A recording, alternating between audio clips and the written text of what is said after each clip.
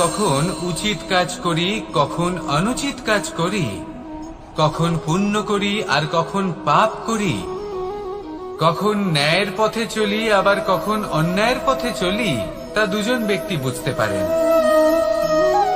পরমাত্মা আর অন্তরাত্মা। এবার প্রত্যেক মুহূর্তে কি হয় পরমাত্মা সবই জানেন, তার কাছে কিছুই গোপন নয়। কিন্তু প্রত্যেক মুহূর্তে আপনার কি করা উচিত সেটা উনি এসে আপনাকে বলতে পারবেন না। সেই জন্য আমাদের ভেতরে অন্তরাত্মা আছে, আমাদেরই চেতনার একটি অংশ। একবার চোখ বুঝে দেখুন, অন্তরাত্মার মধ্যে নিমজ্জিত হয়ে ভাবুন আর বোঝার চেষ্টা করুন। এই অন্তরাত্মা সবসময় আপনাকে শুভ কাজ করার জন্য প্রেরিত করেন আর অশুভ কাজ করা থেকে বিরত করেন। এই অন্তরাত্মার কথা মানতে থাকুন, পরমাত্মা সবসময় আপনার কাছেই পাবেন। আসুন আর আমার সাথে ভালোবেসে বলুন, রাধা রাধা। মানুষের জীবনে দুই ধরনের আবেগ থাকে যা চিরকাল তার সাথে বসবাস করে। প্রথম স্বপ্ন, দ্বিতীয় অজুহাত। মানুষ হাজার হাজার স্বপ্ন দেখতে পারে, আমাকে এই কাজ করতে হবে, আমাকে ওখানে ঘুরতে যেতে হবে, আমায় জীবনে এই অসম্ভব কাজ বাস্তবায়িত করে দেখাতে হবে, আদি ইত্যাদি। এবার ঠিক যেমন স্বপ্ন দেখেন সেইভাবে অজুহাতও খুঁজে নিয়ে আসেন। আমি এই স্বপ্ন পূরণ করতে পারলাম না, কারণ আমাকে কেউ সাহায্যই করলো না, কারণ আমি দুর্বল হয়ে পড়েছিলাম, কারণ আমার কাছে সময়ই ছিল না, আদি ইত্যাদি। এবার সাফল্য এবং অসফলতার মাঝখানে এই ধরনের সংঘর্ষ হতে থাকে। সাফল্য তখন লাভ করা সম্ভব যখন আপনার স্বপ্ন আপনার অজুহাতের থেকে অনেক বড় হয়, আর অসফলতা তখন পাবেন যখন আপনার অজুহাত আপনার স্বপ্নের থেকে অনেক বড় হয়। আপনি যদি সাফল্য লাভ করতে চান তাহলে চেষ্টা করতে থাকুন, পরিশ্রম করুন। যদি অসফল হন তাহলে ভয়ভীত হওয়ার কোনো প্রয়োজন নেই। নিজের ভুল বুঝুন, তাকে শুধরে নিন, আবার চেষ্টা করুন। কিন্তু যদি নিজের জীবনে অজুহাত নিয়ে আসেন তখন স্বপ্ন কখনো পূরণ হবে না। আসুন আমার সাথে ভালোবেসে বলুন, রাধা রাধা। এমন কিছু রয়েছে মানুষের মনে, তাদের জীবনে এমন এক আবেগ যা সর্বজন বিদিত, যা সবাই জানেন যে উপস্থিত আছে। সেটাকে আমরা সমস্যা বলে থাকি। এমনিতে আমরা সকলেই জানি যে এমন কোনো গৃহ নেই যেখানে মৃত্যুর ছায়া পড়েনি, এমন কোনো বৃক্ষ নেই যার দ্বারা ওষুধ তৈরি সম্ভব নয়, এমন কোনো অন্ন নেই যা সময়ের সাথে বিষ বা অমৃতে পরিণত হতে পারে। এবার এই সমস্যাগুলি কোনো ব্যক্তির জন্য সমস্যা হতে পারে, কিন্তু নিজে থেকে এরা কোনো সমস্যাই নয়। এরা আসে আমাদের সাহায্য করতে, আমাদের কিছু শেখাতে। আপনি নিজেই দেখুন, পর্বতের শিখর থেকে কোনো এক পাখি পড়ে গিয়ে নিজের প্রাণ ত্যাগ করলো। সেটা কখন সম্ভব? যখন সেই পাখি ওড়ার চেষ্টাই করে না। তখন যখন কোনো ব্যক্তি জলে পড়ে যান এবং ডুবে গিয়ে নিজের প্রাণ হারান, এর সম্ভাবনা কখন বেশি থাকে? যখন সেই ব্যক্তি সাঁতার কাটার চেষ্টাই করেন না। তখন এই সমস্যা প্রত্যেকের জীবনে থাকবেই, কিন্তু এটা মনে রাখা প্রয়োজনীয় যে কোনো সমস্যা পরিস্থিতির কারণে সমস্যা হয়ে ওঠে না। এই পরিস্থিতি যখন আমাদের সামনে আসে আমাদের তা কঠিন মনে হয়, আমরা নতমস্তক হয়ে পড়ি, ভয়ভীত হয়ে পড়ি, তার সম্মুখীন হতে পারি না। তখন তা সমস্যার রূপ নেয়। দৃঢ় হয়ে দাঁড়িয়ে থাকুন সাহসের সাথে, এই পরিস্থিতিগুলির সম্মুখীন হন, দেখবেন সমস্যা কখন সাফল্যে পরিণত হবে আপনি জানতেই পারবেন না। আসুন আমার সাথে ভালোবেসে বলুন, রাধা রাধা। সময় যা সবকিছুকে সমান করে দিতে পারে, যা সব থেকে বেশি শক্তিশালী, সব থেকে বড় সম্পত্তি, সব থেকে বড় শিক্ষক এবং সব থেকে বড় সুযোগ। এই সময় যখন ভালো যায় তখন তা আপনাকে আমিত্বে মত্ত করে তোলে, অহংকারে নিমজ্জিত করে দেয়। আর যখন খারাপ হয় তখন দুঃখের সাগরে নিজের প্রতি ঘৃণাবোধে নিমজ্জিত করে। তাই এই সময়ে যা এত শক্তিশালী এক সম্পত্তি, এত মহান একটি ধন, তাকে এমনি এমনি নষ্ট হতে দেবেন না। এই সময়ের সাথে কি করবেন, কিভাবে করবেন তা ভাবতে গিয়ে এবং করতে গিয়ে সময় নষ্ট করবেন না। যদি আপনি এই সময় নষ্ট করেন, তাহলে সময়ও নিশ্চিত করবে যে আপনার সাথে কি করা উচিত। তাই সময়ের সদ্ব্যবহার করুন আর আমার সাথে ভালোবেসে বলুন, রাধা রাধা। আমরা সকলে শক্তি অনুভব করতে চাই। এবার যদি আপনাকে জিজ্ঞেস করা হয় যে সবথেকে বেশি শক্তির অনুভব কোথা থেকে করা সম্ভব, তখন কেউ কেউ বলবেন পুষ্টিকর আহার গ্রহণ করলে, ব্যায়াম করলে, কেউ বলবেন ধন লাভ করলে, বন্ধুদের থেকে, পরিবারের থেকে, আদি ইত্যাদি। এইভাবে আপনি শক্তির অনুভব অবশ্যই করতে পারেন, কিন্তু সবথেকে বেশি শক্তির অনুভব যদি আপনি করতে চান, তাহলে তা পাবেন শুধু একতার দ্বারা, সংগঠনের দ্বারা। যদি আপনাকে উদাহরণ দিই, নিজের এই হাতটাকে দেখুন, 5টা আঙুল রয়েছে। কোনো একটা বস্তুকে নিজের একটা আঙুল দ্বারা তুলে ধরার চেষ্টা করে দেখুন, বড়ই কষ্ট হবে। তখন আপনি বুঝতে পারবেন যখন এই 5টি আঙুল একত্রিত হয় তখন কোনো কাজ কতটা সহজ হতে পারে। এটাই হলো শক্তি, একতার। সব থেকে ভালো উদাহরণ যদি আপনাকে দিই, তাহলে বাঁশি। এই বাঁশি থেকে অত্যন্ত মধুর সুর নির্গত হয় যা সবার মন প্রসন্ন করে দেয়। এই কথা সত্যি, কিন্তু এই বাঁশি আমি একটা বা দুটো আঙুল দিয়ে বাজাতে পারবো না। আমাকে প্রত্যেকটা আঙুল ব্যবহার করতেই হবে, তবেই এর থেকে মধুর সুর নির্গত হবে যা সকলকে প্রসন্ন করবে, ঠিক কিনা? ঠিক এইভাবেই যদি আপনি চান যে আপনার জীবনরূপী বাঁশি থেকেও মধুর সুর নির্গত হোক বা সবার মনকে প্রসন্ন করে তুলুক, তাহলে আপনাকেও জীবনে একতা নিয়ে আসতেই হবে। আপনি একাও কর্ম করতে পারেন, পথ চলতেও পারেন, সামনেও এগোতে পারেন, সাফল্যও লাভ করতে পারেন। কিন্তু যখন সকলে একসাথে এগোবেন, সেই পথে চলবেন, সেই কর্মই করবেন, তখন লক্ষ্যে অবশ্যই পৌঁছবেন, সাফল্য অবশ্যই লাভ করবেন। কিন্তু সেই সাফল্য এবং তার আনন্দর সংমিশ্রণটাই একটু অন্যরকম হবে। তাই জীবনে ঐক্যবদ্ধ হন, একসাথে মিলে এগোতে থাকুন আর আমার সাথে ভালোবেসে বলুন, রাধা রাধা। আমার জীবনে পরিচয় হয়েছে অনেক ব্যক্তির সাথে, ভিন্ন ভিন্ন ধরনের মানুষ। এনাদের সাথে আলাপ হয়ে খুব ভালো লেগেছে, অনেক শিক্ষাও লাভ করেছি। আমি তাদের সাথেও আলাপ করেছি যারা অনেক উচ্চ স্তরে পৌঁছে গেছেন, আবার তাদের সাথেও যারা নিজেদের জীবনে বিশেষ কিছু করতে পারেননি। তাদের সাথেও পরিচয় হয়েছে যারা সফল, আবার তাদের সাথেও যারা অসফল। এবার এই সবই একই রকম মনে হয়। এদের মধ্যে পার্থক্য শুধুই মানসিকতার। যখনই কোনো অসফল ব্যক্তির সাথে পরিচয় হয়েছে, তখনই দেখেছি তাদের কাছে সবসময় একটা অজুহাত রয়েছে যে কেন তারা সফল হতে পারেননি। কখনো তারা দোষ দিয়ে থাকেন তাদের ভাগ্যকে, তাদের পরিস্থিতিকে, দোষারোপ করতে থাকেন তাদের মাতা পিতাকে, আত্মীয়দের, বন্ধু বান্ধবদের। কোনো না কোনো অজুহাত সবসময় এদের কাছে থাকে যে কেন তারা সফল হতে পারেননি। সেখানেই যখন সফল ব্যক্তির সাথে পরিচয় হয়, তাদের কাছে সবসময় একটা কারণ থাকে যে কিভাবে এই সমস্যাগুলির ঊর্ধ্বে উঠে সাফল্য লাভ করা যায়। আর সেই কারণ হলো যে যাই হয়ে যাক না কেন, সাফল্য লাভ করতেই হবে। যতই সংঘর্ষ করতে হোক না কেন, যতই সমস্যা আসুক না কেন, সফল আমাদের হতেই হবে। এটাই পার্থক্য মানসিকতার। সত্যি কথা বলতে, আপনার আজকের এই মানসিকতা হলো আপনার আগামী ভবিষ্যতের ইমারতের ভিত। এই মানসিকতা যতটা প্রবল হবে, যতটা শুভ হবে, আপনার ভবিষ্যৎ ততটাই বিশাল এবং সুন্দর হবে। তাহলে সমস্যার উপর নয়, সাফল্যের উপর মনোযোগ কেন্দ্রীভূত করুন, জীবনে এগোতে থাকুন আর আমার সাথে ভালোবেসে বলুন, রাধা রাধা। দীপাবলি আমাদের সবথেকে বড় উৎসব। শ্রীরাম রাবণকে পরাস্ত করে 14 বছরের বনবাস কাটিয়ে আবার অযোধ্যায় ফিরে এলেন অমাবস্যার রাত্রে। অযোধ্যায় সবাই খুব প্রসন্ন ছিলেন, খুবই উৎসাহিত ছিলেন। অযোধ্যায় সহস্র প্রদীপ প্রজ্বলিত করা হয়েছিল এই উৎসবে। একে আমরা দীপাবলি বলে থাকি।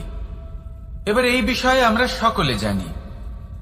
আপনি কি এটা জানেন যে শ্রীরাম বাস্তবে অমাবস্যার এক রাত আগেই অযোধ্যায় পৌঁছে গেছিলেন? সবার সামনে অমাবস্যার রাতে এসেছিলেন। এর কারণ কি? শ্রীরাম প্রমাণ করতে চেয়েছিলেন যে যে কোনো সময়, দিন হোক বা রাত, শুভ বা অশুভ হয় না।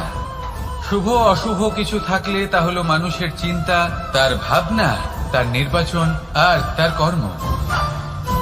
নিজেই দেখে নিন, শ্রীরাম শুভ কাজ করে ফিরেছিলেন এবং অমাবস্যার মতো গভীর এক রাত্রিকেও দীপাবলিতে পরিবর্তিত করেছিলেন। এমনটাই যদি আমরা করতে পারি, তাহলে এমন কোন গৃহে যান যেখানে অসহায় ব্যক্তি রয়েছেন, যা অন্ধকারাচ্ছন্ন, আর সেখানে প্রকাশ প্রজ্বলিত করুন। প্রকাশ সহায়তার, প্রেরণার, আশার। যদি এমন কিছু আমরা করতে পারি, তাহলে তাকে প্রকৃত অর্থে দীপাবলি বলা যেতে পারে। তাহলে নিজের পরিবারের সাথে দীপাবলি পালন করুন। আপনাদের শুভেচ্ছা জানাই। আসুন আর আমার সাথে ভালোবেসে বলুন, রাধা রাধা। কোনো এক সময়ের কথা, একজন জেলের একটা ছোট্ট পুত্র ছিল। সে ভাবল যে আমি আমার বাবার মতোই মাছ ধরব। তখন সে একটা লাঠি নিল, তাতে দড়ি বাঁধল, আর সেই দড়ির মুখে যে কাঁটা বিঁধে থাকে তাতে চারা ঝুলিয়ে জলে ফেললো আর বসে থাকলো। কিছু সময় পরে জলে একটি তরঙ্গ দেখা গেল। ও বুঝতে পারল খুব বড় একটা মাছ ফাঁদে পড়েছে। ও বল প্রয়োগ করলো, সেটা টানার চেষ্টা করলো। মাছও বল প্রয়োগ করলো, আর শেষে যেটা হলো, সেই দড়ি ছিঁড়ে গেল আর মাছ বেঁচে পালিয়ে গেল। দেখুন, ও অনেক চেষ্টা করলো কিন্তু অসফল হলো। কখনো অধিক বল প্রয়োগ করলো, আবার কখনো কম বল, কিন্তু কিছুতেই সফল হলো না। ও পঞ্চমবার প্রচেষ্টা করলো। না বেশি বল প্রয়োগ করলো না কম, ততটাই বল প্রয়োগ করলো যতটা পর্যাপ্ত। ঠিক ততটাই বল, যতটা বল সেই মাছ প্রয়োগ করলো। আর শেষ পর্যন্ত জীবনে প্রথমবার ও মাছ ধরতে সফল হলো। এবার এই কথার সারমর্ম কি? ভারসাম্য। এটাই হলো জীবনের সবথেকে বড় নিয়ম। আমাদের সবার জীবনে সমস্যা রয়েছে, কখনো মন দিয়ে ভেবে দেখবেন। জীবনে যদি কোনো ক্ষুদ্র সমস্যা বা ছোট সমস্যা থাকে, আর সেটা সমাধান করার জন্য আপনি বেশি চেষ্টা করছেন, তাহলে তার দ্বারা সমাধান হয় না, বরং আরো বিপদ বেড়ে যায়। যখন কোনো বড় সমস্যা থাকে আর আপনি কম চেষ্টা করতে থাকেন, তখন সমাধান হয় না, তা চলতেই থাকে। শুধু এটাই হলো ব্যাপার। জীবনের সমস্ত সমস্যার একটা ভারসাম্য বজায় রাখা, যদি এটা আপনি শিখে ফেলতে পারেন, জীবনটা আপনার হাতের মুঠোয় থাকবে। আসুন আমার সাথে ভালোবেসে বলুন, রাধা রাধা। আপনি কখনো কোনো বাজকে নিজের বাসা বানাতে দেখেছেন? এই বাজ যখনই কোনো বাসা বানায়, তখন উঁচু গাছের ডালে বা কোনো পর্বতের শিখরে বাসা বানায়, অনেক উচ্চতায়। আর সেখানে তার সন্তানও জন্মগ্রহণ করে। যখন এই সন্তানেরা জন্মায়, তখন এই বাজ খুবই ভালোবেসে এবং খুব সাবধানে এদের পালন পোষণ করে। নিজের ঠোঁট দিয়ে তাদের ঠোঁটে খাবার পরিবেশন করে। কিন্তু যেই সেই সন্তানেরা হৃষ্টপুষ্ট হয়ে যায় এবং সেই কথা বাজ নিজে বুঝতে পেরে যায়, সেই বাজ নিজেই সেই বাসা ছিন্ন ভিন্ন করে দেয়।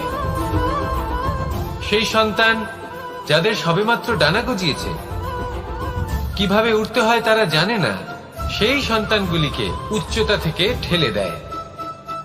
সেই সন্তান প্রথমে ভয়ভীত হয়ে যায়। তারা সামনে মৃত্যুকে দেখতে পেয়ে ভয়ের কারণে তাদের ডানা ঝাপটাতে থাকে।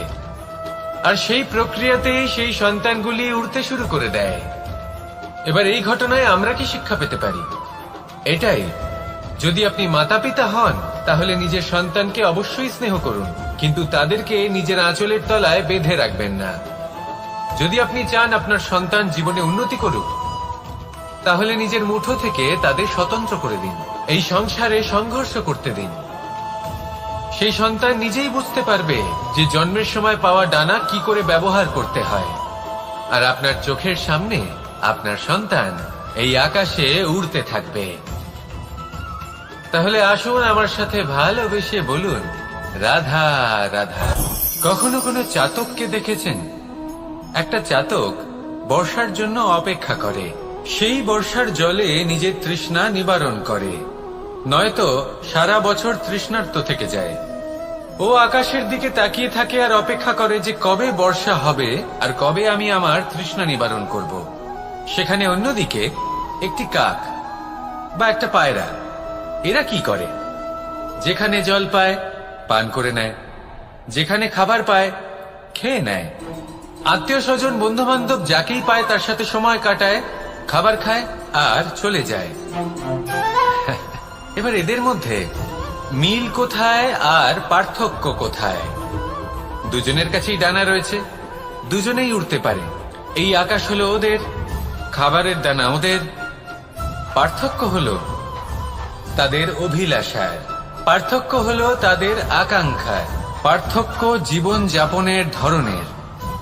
এবার যত বেশি আকাঙ্ক্ষা থাকবে, যত দামি জীবন যাপন করার ইচ্ছে থাকবে, তত বেশি কষ্ট আপনাকে সহ্য করতে হবে। আবার অন্যদিকে জীবন যত সরল হবে, জীবন যাপন যত সরল হবে, সমস্যা ততটাই কম হবে। তাই সবসময় চেষ্টা করবেন আপনার মানসিকতা এবং আপনার জীবন যেন সরল হয়। ভালোবাসতে থাকুন। যদি কেউ আপনাকে ভালোবাসে, তাকেও আপনি ভালোবাসা ফিরিয়ে দিন। তাদের সাথে কথা বলুন, কিছু তাদের কথা শুনুন, কিছু নিজের কথা বলুন। দেখবেন সকল তাপ উত্তাপ দূর হয়ে গেছে। এটাই তো হলো জীবনের সারমর্ম। তাই প্রেমে থাকুন, ভালোবাসুন, আর ভালোবেসে আমার সাথে বলুন রাধা রাধা। একবার একজন সাধক ওনার শিষ্যদের একটা কাজ দিলেন। একটা দুর্লভ জড়িবুটি নিয়ে আসতে বললেন। এতটাও কঠিন কাজ সেটা ছিল না, কারণ সকল শিষ্য জানতেন যে এই দুর্লভ জড়িবুটি কোথায় পাওয়া যায়। পর্বতের শিখরে। কঠিন কাজ কোনটা? সেখানে পৌঁছনোর সেই পথ, যা ছিল কাঁটায় জর্জরিত, পাথরে পরিপূর্ণ, যেখানে পিছলে পড়ার আশঙ্কা রয়েছে এবং গভীর ক্ষত পেতে পারে সবাই। এবার বেশ কয়েকজন শিষ্য গেলেন, তার মধ্যে কয়েকজনই সেই জড়িবুটি নিয়ে আসতে পারলেন। কারণটা কি ছিল? কিছু শিষ্যের মনোযোগ ছিল শুধুমাত্র লক্ষ্যের দিকে, অর্থাৎ পর্বতের সেই শিখরে। কিছু শিষ্যের মনোযোগ ছিল পথের এই সংকটগুলির ওপর। কিছুজন নিজের সমস্ত মনোযোগ, সমস্ত শক্তি কেন্দ্রীভূত করলেন শুধুমাত্র লক্ষ্যের দিকে।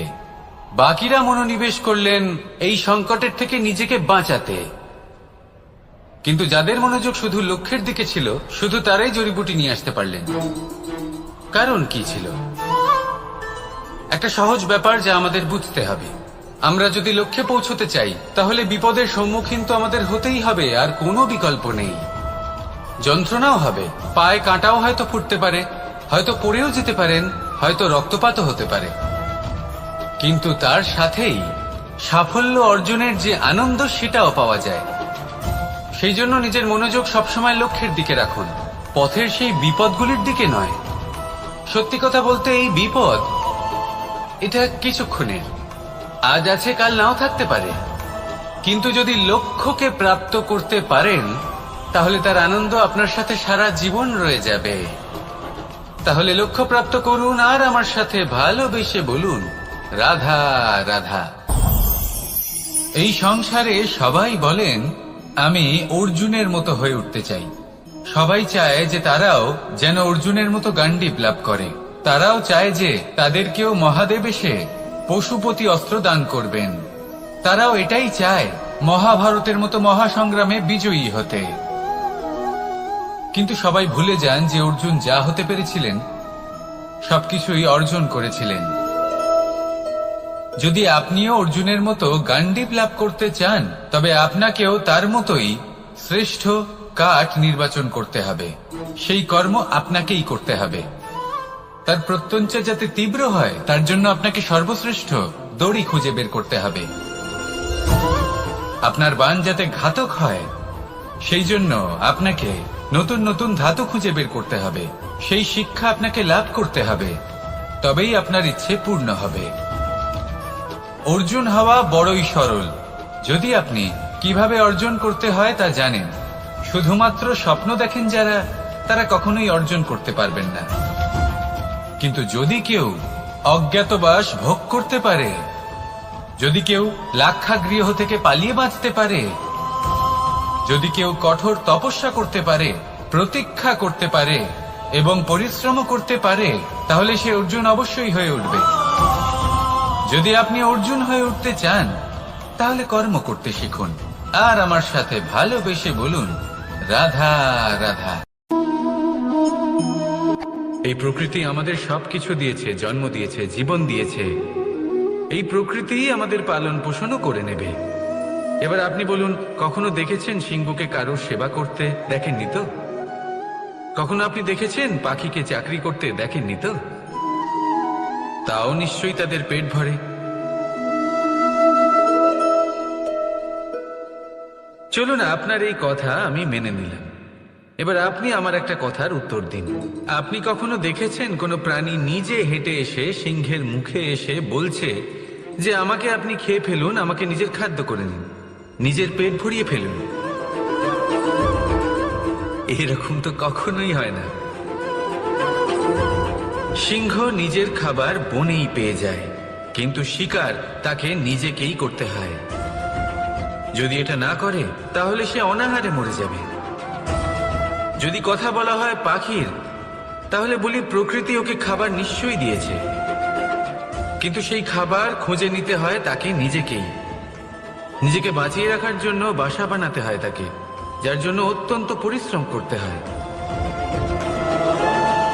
এই পরিশ্রম থেকে বিমুখ হবেন না, কারণ এই পরিশ্রমই অনেক দূর পর্যন্ত আপনার ভাগ্য বানাতে পারে। জীবনের সামনে এগোনোর জন্য আপনাকে পরিশ্রম করতেই হবে। তাহলে আসুন আমার সাথে ভালোবেসে বলুন, রাধা রাধা। বিবাহ। একজন নারীর জীবনে বিবাহের গুরুত্ব কতটা? আসুন আমরা কথা বলি রুক্মিণীকে নিয়ে। একজন নারী যিনি পবিত্র মানসিকতা নিয়ে কাউকে ভালোবেসেছেন, তাকে বিয়ে করতে চেয়েছেন। এবার বিয়ে মানে কাউকে পাওয়া, মানে কারোর হাত ধরে আগামী সমস্ত জীবন তার সাথে কাটিয়ে দেওয়া। এবার আমার হাত ধরে রুক্মিণী বিয়ের সুখ তো নিশ্চয়ই পেয়েছে, কিন্তু ওর এই প্রেমের যাত্রা এর অন্ত হলো না, বরং তা শুরু হলো। এবার রুক্মিণীর জীবনে সেই অধ্যায় শুরু হয়ে গেছে যেখানে ওকে সেই মানুষকে বুঝতে হবে যার হাত ধরে সমস্ত জীবন অতিবাহিত করার সিদ্ধান্ত নিয়েছে সে। এবার এরকম একটা সময় প্রত্যেকের জীবনে এসে থাকে। প্রত্যেকের মানে আপনারও। আপনার জীবনেও এমন এক সময় আসবে, তার জন্য তৈরি থাকুন। নিজের মনে যা যা বিকার আছে তা কোথাও ত্যাগ করে আসুন, আর পরিশুদ্ধ ভালোবাসা দিয়ে, পবিত্র মন দিয়ে নিজের জীবন সাথীকে বোঝার চেষ্টা করুন, কোনো আশা না রেখে। যদি এরকম করতে পারেন তবেই কঠিন পরীক্ষায় উত্তীর্ণ হবেন, নয়তো নয়। রাধা রাধা। সমস্যা। এবারে বলুন, সমস্যা কার জীবনে নেই? প্রত্যেকের জীবনে সমস্যা থাকেই। হ্যাঁ ঠিক আছে, জীবন আছে যখন, তখন সময়ের সাথে সমস্যাও আসবে, কিন্তু প্রত্যেক সমস্যাই কি সময়ই নিয়ে আসে? না, আপনি সমস্ত সমস্যার দায় সময়কে দিতে পারেন না। বেশিরভাগ সমস্যা তো এমন হয়ে থাকে যাদের আমরা নিজেরাই ডেকে আনি। হে সমস্যা, এসো, আমি তোমার জন্য অপেক্ষা করছি। কিভাবে? এবার এটা নির্ভর করছে আপনার হ্যাঁ বা না এর ওপরে। বেশিরভাগ সমস্যাই এই জন্য আসে যেহেতু আমরা বারবার হ্যাঁ বলতে থাকি, আর বেশিরভাগ সমস্যা এই জন্যই আসে যেহেতু আমরা সঠিক সময় না বলতে পারি না। সেই জন্য না ভেবেচিন্তে কোনো কথা বা কোনো প্রস্তাবের সমর্থন করলে তা আপনাকে খুব বড় বিপদে ফেলে দিতে পারে। সেইখানেই কখনো না না বলতে পারা তা আপনাকে তার থেকেও বড় বিপদে ফেলে দিতে পারে। তাই মনে রাখবেন এই অত্যন্ত জরুরি শিক্ষা, সব সময় খুব ভেবেচিন্তেই হ্যাঁ বলবেন, আর দৃঢ়তার সাথে না বলবেন, আর বিশ্বাস করুন আপনার জীবন অত্যন্ত সুখময় হয়ে যাবে। তাহলে আসুন আমার সাথে ভালোবেসে বলুন, রাধা রাধা। সাফল্য, সাফল্য এই পৃথিবীতে কে না পেতে চান? প্রত্যেক মানুষ চান যেন সাফল্য নিজে এসে তার কাছে ধরা দেয়। এবার সাফল্য তাদের কাছে এসে ধরা দেয় যারা নিজের পা ধরাতলে রেখে চলেন, যারা স্বপ্নের জগতে বিচরণ না করে বাস্তবের মাটিতে পা রেখে চলেন এবং তাও দৃঢ়তার সাথে। সাফল্য তারা পান না যারা বাড়িতে বসে বসে শুধু স্বপ্ন দেখেন। উত্তর বড়ই সোজা। আমরা বস্তু বা অনুভূতিগুলিকে সেভাবে দেখি না যেরকম তা হয়ে থাকে। আমরা নিরন্তর চেষ্টা করেন, যারা পরিশ্রম করেন আর নিজের এই জীবনকে অন্যের কাছে সফল করে দেখান। তাহলে সিদ্ধান্ত হলো আপনার। সফল সবাই হতে চান, স্বপ্ন সবাই সার্থক করতে চান। স্বপ্ন তখনই সার্থক হয় যখন পরিশ্রম করবেন, আর সাফল্য তখনই আপনার সাথে থাকবে যতক্ষণ আপনি বিনম্র থাকবেন। তাহলে আসুন আমার সাথে ভালোবেসে বলুন, রাধা রাধা। এই পুষ্প দেখতে পাচ্ছেন আপনি? কি সুন্দর এই পুষ্প। সবাই চায় এরকম কোনো এক পুষ্প সে নিজের করে নেবে, নিজের কাছে রাখবে। এবার ভাবুন, এই পুষ্প যে সম্মান পায় তা কিসের জন্য পায়? শুধু কি তাকে সুন্দর দেখতে বলে? আসুন আপনাকে একটা কথা বোঝাই। এই ফুল যখন গাছে থাকে তখন এই রূপ আমাদের আকর্ষণ করে। এই ফুল দিয়ে যদি আপনি মালা বানান, কোনো মূর্তিতে দেন, তাহলে তা সম্মানের নিদর্শন হয়। এবার এই ফুলই যদি আপনি বিছানাতে ছড়িয়ে দেন, তাহলে সেই দৃশ্য দেখে সেই সুবাসে আপনার মন পুলকিত হয়ে ওঠে। কিন্তু ভাবুন, এই পুষ্পই যদি আপনি চিতায় সাজান, তাহলে এই পুষ্পকে আর কেউ সম্মান করে না। একই রকম কথা, সেই একই পুষ্প এক পরিস্থিতিতে সম্মান পাচ্ছে, এক পরিস্থিতিতে নয়। কেন? কারণ এতেই লুকিয়ে রয়েছে একটা গুরুত্বপূর্ণ শিক্ষা। এর সারমর্ম হলো এটাই যে এই সম্মান ব্যক্তি বা বস্তুকে করা হয় না, সম্মান করা হয় সময় এবং পরিস্থিতিকে। এবার এই যে সময়, তা কখনোই আমাদের বশে থাকে না। আমাদের বশে থাকে পরিস্থিতি। আমাদের পরিস্থিতি কেমন হবে তার সিদ্ধান্ত স্বয়ং আমরাই নিই, আর যেরকম আমাদের পরিস্থিতি হবে সেরকমই আমাদের সম্মান করা হবে। তাহলে আসুন আমার সাথে ভালোবেসে বলুন, রাধা রাধা। সংসারে নিয়তি অনেক কিছু নির্ধারণ করে, যেমন প্রত্যেকটি জিনিসের সীমারেখা। শরীরের মধ্যে থাকা জল, তার মাত্রাও এই নিয়তি নির্ধারিত করে রেখেছে। কি করে? দেখুন, যদি সঠিক সময়ে আপনি পরিশ্রম করে নিজের ঘাম না ঝরান, তাহলে কিছু সময় পরে আপনার চোখের জল অবশ্যই ঝরবে। কারণ সবকিছু যদি ভাগ্যের জোরে পেয়ে যাওয়া যায়, তাকে কর্মের দ্বারা সামলে রাখতে হয়। যদি পরিশ্রম করতে থাকেন, তাহলে যা পেয়েছেন তা সামলে রাখতে পারবেন, আর যা যা আপনি পেতে চান তা অবশ্যই পাবেন। কিন্তু যদি পরিশ্রমের থেকে দূরে থাকেন, তাহলে যা পেয়েছেন তা তো হারিয়ে ফেলবেনই, আর যা পেতে চান তার তো কোনো প্রশ্নই ওঠে না, আর বয়ে যাবে শুধুমাত্র অশ্রু। এবার সিদ্ধান্ত আপনার। কি ঝরাতে চাইবেন আপনি? ঘাম নাকি অশ্রু? রাধা রাধা। কখনো প্রদীপ জ্বালাতে গিয়ে আপনার হাত পুড়ে গেছে? একবার মনে করে দেখুন সেই অনুভূতি। এক্ষুনি মনের মধ্যে যন্ত্রণার এক অনুভূতি বয়ে যাবে। কখনো হাঁটতে হাঁটতে পায়ে কাঁটা ফুটে গেছে? মনে করুন, এক্ষুনি মনের মধ্যে যন্ত্রণার এক অনুভূতি বয়ে যাবে। এরকম কেন হয়ে থাকে?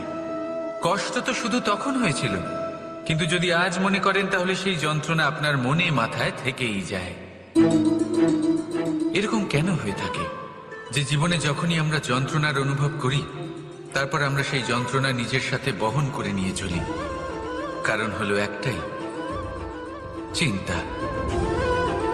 কোনো যন্ত্রণাই এতটা কষ্ট আমাদের দেয় না যতটা কষ্ট এই চিন্তা দেয়। তাহলে এই চিন্তা ত্যাগ করুন আর ভাবুন যে কিভাবে নিজেকে সব সময় আনন্দে রাখা যায়। আর অতীতকাল এবং ভবিষ্যতের চিন্তা ছেড়ে দিন, এই বিষয়ে ভাবাই ছেড়ে দিন। শুধুমাত্র এটা ভেবে নিন যে আজ আমায় নিজেকে আনন্দে রাখতে হবে, যে করেই হোক। এটা করা শুরু করে দিন। তারপর আপনি দেখবেন আপনার কাল, পরশু, পরের সপ্তাহ, সমস্ত মাস, সমস্ত বছর, পরের বছর, সম্পূর্ণ জীবন আপনি শুধুমাত্র প্রসন্নতাই পাবেন। এবার আসুন এই প্রসন্নতার সাথেই বলুন, রাধা রাধা। কখনো ভেবে দেখেছেন আমরা জিহ্বার সাথে সাথে কান কেন পেয়েছি? এবার আপনি বলবেন এ তো সহজ কথা, যাতে আমরা কথা বলার সাথে সাথে শুনতেও শিখি। এবারের আরো একটা গুরুত্ব আছে। আগে আমাকে বলুন, নিজের প্রশংসা শুনতে কার না ভালো লাগে? সবারই ভালো লাগে। এটাই হলো মূল কথা। যদি এই কান দিয়ে আপনি নিজের প্রশংসা শুনতে চান, তাহলে সর্বপ্রথম এই জিহ্বা দিয়ে অন্যের প্রশংসা করতে শিখুন। এবার প্রশংসার বিষয়ে একটা অত্যন্ত গুরুত্বপূর্ণ কথা আপনাদের বলব। কখনো যদি কারোর প্রশংসা আপনি করেন, তাহলে সবার আগে সেই ব্যক্তির উৎসাহ বেড়ে যায়। আর তারপর নিজে যদি ভেবে দেখেন, তাহলে নিজের মনেও সন্তুষ্টি আর প্রশান্তি চলে আসে। আর একবার যদি এই মন প্রশান্তিতে ভরে যায়, তারপরে কেউ প্রশংসা করুক বা না করুক, কিচ্ছু যায় আসে না। সেই জন্য সবসময় অন্যের সম্মান করবেন, স্নেহ করবেন, প্রশংসা করবেন, সুখ ভাগ করে নেবেন। যার মধ্যে যেটা ভালো আছে তা বলুন। তাকে মনে করান তিনিও ভালো, তার উৎসাহ বাড়িয়ে তুলুন। তিনি জীবনে সামনে এগোবেন, আর এই ব্রহ্মাণ্ড আপনাকে কখনো পিছিয়ে থাকতে দেবে না। রাধা রাধা। সত্য এবং অসত্য দুটোর মধ্যে পার্থক্য কি আছে? পার্থক্য হলো অ অক্ষরটার। এবার অ দিয়ে হতে পারে আরম্ভ, অ দিয়ে হতে পারে অন্ত। সত্য হলো সেটা যেখানে সমস্ত পথের আরম্ভ হয়, অসত্য সেটা যেখানে সমস্ত পথের শেষ হয়। এবার এরা চলতে হয়তো পারে না, কিন্তু তাও ছাপ রেখেই যায়। সত্য সেই ছাপ রেখে যায় যা একটা উজ্জ্বল উৎকৃষ্ট উদাহরণ হতে পারে, আর অসত্য সেই উদাহরণ তৈরি করে যা একটা কলঙ্কিত ইতিহাস তৈরি করে। এখন আপনি আগামী সময়ের জন্য কেমন ছাপ রেখে যাবেন, এই সিদ্ধান্ত পুরোপুরি আপনার। রাধা রাধা। সত্য এবং অসত্য দুটোর মধ্যে পার্থক্য কি আছে? পার্থক্য হলো অ অক্ষরটার। এবার অ দিয়ে হতে পারে আরম্ভ, অ দিয়ে হতে পারে অন্ত। সত্য হলো সেটা যেখানে সমস্ত পথের আরম্ভ হয়, অসত্য সেটা যেখানে সমস্ত পথের শেষ হয়। এবার এরা চলতে হয়তো পারে না, কিন্তু তাও ছাপ রেখেই যায়। সত্য সেই ছাপ রেখে যায় যা একটা উজ্জ্বল উৎকৃষ্ট উদাহরণ হতে পারে, আর অসত্য সেই উদাহরণ তৈরি করে যা একটা কলঙ্কিত ইতিহাস তৈরি করে। এখন আপনি আগামী সময়ের জন্য কেমন ছাপ রেখে যাবেন, এই সিদ্ধান্ত পুরোপুরি আপনার। রাধা রাধা। চলুন একটা প্রশ্ন করি। কোনো মানুষকে জিজ্ঞাসা করবেন যে সে মূর্খ, অলস, বিবেকহীন, অসফল, এইসব বিশেষণ দিয়ে নিজেকে পরিচিত করতে চাইবে? না। কাউকে জিজ্ঞাসা করুন আপনি কি মূর্খ? না। আপনি কি অসফল হয়েছেন? না। আপনি কি বিবেকহীন? না। এবার বলুন, আপনি জীবনে মূর্খ ও বিবেকহীন হবার জন্য কোনো ভালো পরিকল্পনা বানিয়েছেন? উত্তর পাবেন না। কারণ কোনো পরিকল্পনা বানানো হয় না যাতে আপনি মূর্খ বা অসফল হন। মানুষ মূর্খ বা অসফল তখন হন যখন কোনো পরিকল্পনাই থাকে না। দেখুন, একটাই ছোট জীবন, তাকে স্থির করুন যাতে অনেক বেশি সংখ্যক মানুষকে আপনি জুড়ে রাখতে পারেন, অনেক বেশি শান্তি পেতে পারেন, অধিকতর সাফল্য লাভ করতে পারেন, বেশিরভাগ মানুষের পথপ্রদর্শক হয়ে তাদের মঙ্গল করতে পারেন। অসফল হয়ে বাড়িতে বসে থাকার চেয়ে ভালো হলো যে আপনি একটা পরিকল্পনা করে অসফল হন, কারণ তখন আপনার কাছে আরো একটা বিকল্প থাকবে, একটা নতুন পরিকল্পনা বানানোর, তাকে সার্থক করার। কারণ এমন কোনো পরিকল্পনা তো অবশ্যই থাকবে যা আপনাকে আপনার লক্ষ্যে পৌঁছে দেবে, তাই তো? রাধা রাধা। সূর্য কারোর জন্য হলেন শক্তিদাতা ঈশ্বর, আবার কোনো প্যাঁচার জন্য হলো চোখ বন্ধ করে দেওয়ার মতো তীব্র আলো। নদী কারোর জন্য হলো তৃষ্ণা মেটানোর স্রোত, আবার কারোর জন্য বন্যারূপী বিনাশকারী আশঙ্কা। সাগর কারোর জন্য হলো নোনা জলের ভান্ডার, আবার কারোর জন্য অগন্তি প্রাণী জগতের সম্ভার। প্রশ্ন হলো, প্রত্যেক ব্যক্তির জন্য প্রত্যেক অনুভূতি বা বস্তুর সারমর্ম আলাদা কেন হয়ে থাকে? যা কারোর জন্য হলো বিষ, তা অন্য কারোর জন্য অমৃত কেন? যা কারোর জন্য অমৃত, তা অন্যের জন্য বিষ কেন? উত্তর বড়ই সোজা। আমরা বস্তু বা অনুভূতিগুলিকে সেভাবে দেখি না যেরকম তা হয়ে থাকে। আমরা বস্তু বা অনুভূতিকে সেভাবে দেখি যেরকম আমরা হয়ে থাকি। এবার এর উপায় কি হতে পারে? নিজেকে পরিশুদ্ধ করুন, সব কিছুই শুদ্ধ হবে। রাধা রাধা। প্রেম, ঘৃণা, এই দুই হলো একই শব্দ। কিভাবে? দেখুন না, দুটোতেই 2.5 অক্ষর রয়েছে। দুটোই হলো সেই অনুভূতি যা আমাদের মনের সাথে জড়িত, আর এই দুই অনুভূতির সাথেই জড়িত মানুষ আমাদের জন্য গুরুত্বপূর্ণ। পার্থক্য শুধু এটাই যে প্রেম পায় সম্মান আর ঘৃণাকে করা হয় অবজ্ঞা। এরকম কেন? কারণ প্রেম হলো সেই অনুভূতি যেখানে মানুষ সব কিছু দিয়ে দিতে চায়, সব কিছু লুটিয়ে দিতে চায়। সেখানে ঘৃণা হলো এমন অনুভূতি যেখানে মানুষ সবকিছু কেড়ে নিতে চায়, সবকিছু জিতে নিতে চায়। তাও প্রেমের অনুভূতি কখনো আপনাকে হারতে দেয় না, আর ঘৃণার অনুভূতি কখনো আপনাকে জিততে দেয় না। এবার কি করবেন আপনি? একটাই জীবন, ঘৃণার সাথে বাঁচবেন নাকি প্রেমের সাথে? আমি তো প্রেমকেই চয়ন করব। রাধা রাধা। পরীক্ষা এমন একটা শব্দ যেটা শুনে সংসারের বেশিরভাগ মানুষই ভয়ভীত হয়ে পড়েন। কারণটা কি? অসফলতার ভয়। পরীক্ষা এই শব্দের যদি আমি অন্য দিকটা দেখাই, তার তাৎপর্য এই নয় যে আপনার দুর্বলতা সবার সামনে তুলে ধরবে। এটা তো হলো সেই যুক্তি যা আপনার বল, সাহস, শক্তিগুলি সবার সম্মুখে তুলে ধরবে। আগে হ্যাঁ, এটাই হলো সেই যুক্তি। আপনি নিজেই কখনো দেখবেন পরীক্ষার সময় আপনার অন্তরের অনেক গুণ বাইরে বেরিয়ে আসে। এমন কোনো শক্তির উদ্ভব হয় যার বিষয়ে আপনি নিজেও জানতেন না, ঠিক কিনা? তাই এই পরীক্ষাকে কখনো ভয় পাবেন না। বিশ্বাসের সাথে নির্ভীক হয়ে এটার সম্মুখীন হন। দিনের শেষে এই পরীক্ষা শুধুই আপনাকে উজ্জ্বল করবে, আপনাকে আরো শ্রেষ্ঠ করে তুলবে। তাহলে আসুন আমার সাথে ভালোবেসে বলুন, রাধা রাধা। ভগবান আর ভুল, এই দুই একই অক্ষর দিয়ে শুরু হয়। শুধু তাই নয়, এদের দুজনের রাশিও সমান। এবারে আপনারা বলবেন যে ভগবান, ভুল, এদের মধ্যে কিভাবে মিল থাকতে পারে? অনেক বড় মিল আছে। না শুধু এ এক অক্ষর দিয়ে শুরু হয়, বরং এদের বিজয় মন্ত্রটাও এক।